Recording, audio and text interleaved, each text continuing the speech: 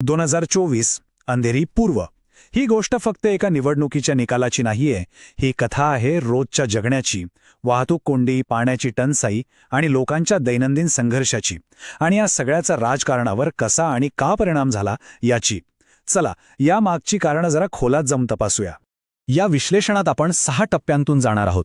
सगळ्यात आधी जमिनीवरची परिस्थिती समजून घेऊ, मग लोकांच्या तक्रारी, निकालांचं विश्लेषण आणि शेवटी या सगळ्यातून राजकीय पक्षांसाठी काय धडा आहे यावर एक नजर टाकूया. कुठल्याही निवडणुकीचं विश्लेषण करायचं असेल तर सुरुवात आकड्यांनी नाही तर माणसांनी करायला हवी.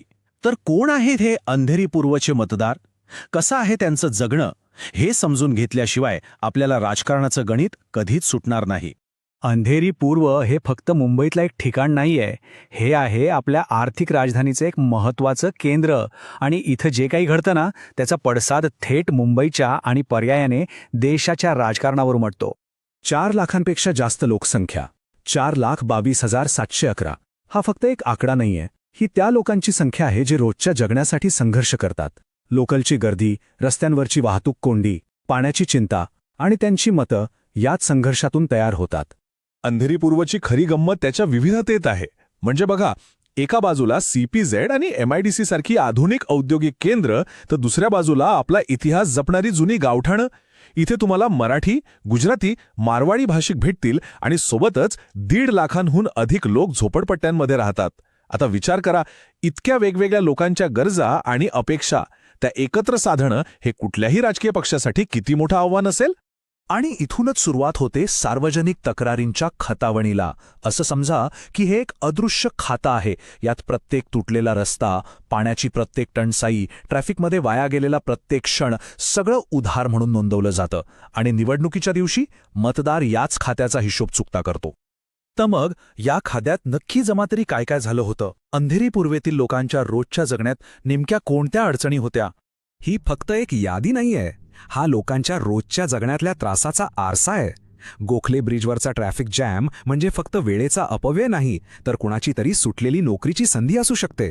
पाण्याची टंचाई म्हणजे फक्त गैरसोय नाही, तर टँकरसाठी मोजलेले हजारो रुपये आहेत. या सगळ्या गोष्टी लोकांच्या खिशाला आणि मनाला थेट त्रास देतात.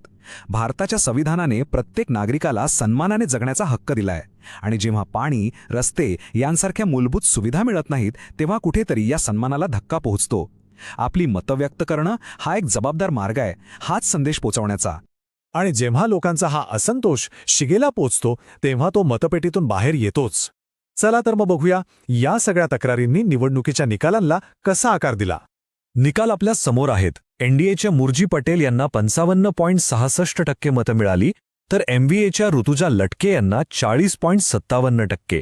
हा फरक मोठा आहे, पण प्रश्न हा आहे की हा फक्त एका उमेदवाराचा विजय आहे की लोकांच्या नाराजीचा कौल?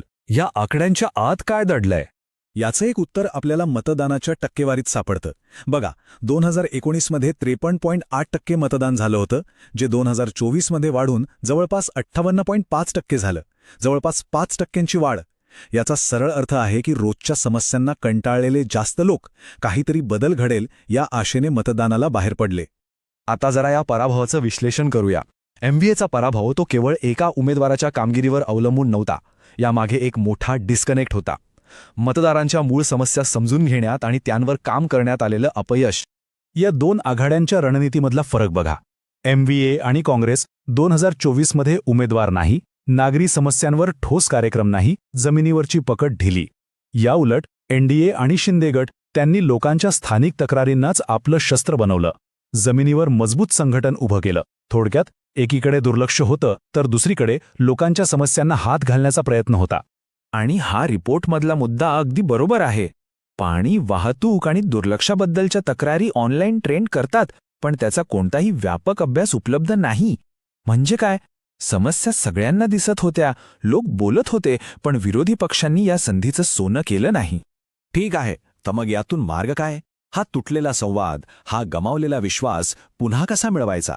चला, आता आपण एका अशा आराखड्यावर बोलूया जो फक्त निवडणुका जिंकण्यासाठी नाही, तर लोकांची मनं जिंकण्यासाठीचा मार्ग दाखवू शकतो.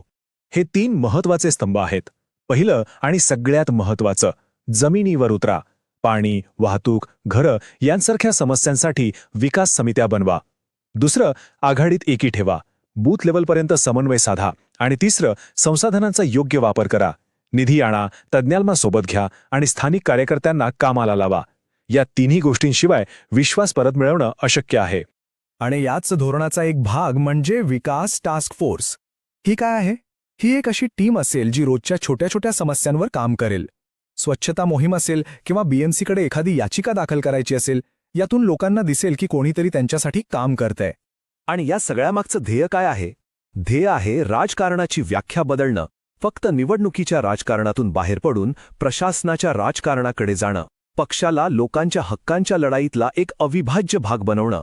जेव्हा पक्ष लोकांच्या जगण्याचा भाग होतो तेव्हाच खरा विश्वास निर्माण होतो. आता आपण शेवटच्या टप्प्यात आलो आहोत. एक गोष्ट लक्षात ठेवली पाहिजे, राजकारणातलं सगळ्यात मोठं चलन म्हणजे विश्वास. आणि तो फक्त भाषणांनी नाही, तर प्रत्येक वचन पाळून एक एक काम करूनच मिळवावा लागतो. आणि हे फक्त बोलणं नाही, हा एक ठोस रोडमॅप आहे.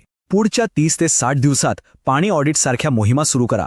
वाहतुकीच्या समस्येवर लोकांच्या सभा घ्या. वॉचडॉग फाउंडेशन सारख्या स्थानिक संस्थांसोबत मिळून काम करा. आणि येणाऱ्या बीएमसी निवडणुकांकडे एक संधी म्हणून बघा. आपलं नेटवर्क तपासा, नवीन नेतृत्व तयार करा. प्रत्येक पावलाचं एकच ध्येय, लोकांचा विश्वास परत मिळवणं. आणि हे सगळं करत असताना लोकांच्या माहितीचा आदर करणं महत्त्वाचं आहे. भारताच्या डीपीडीपी कायद्यानुसार लोकांची संमती आणि त्यांच्या गोपनीयतेचा हक्क जपला गेला पाहिजे. लोकांचा विश्वास जिंकताना त्यांच्या माहितीचा विश्वासघात होऊ नये याची काळजी घेणं हे प्रत्येक जबाबदार नेतृत्वाचं कर्तव्य आहे.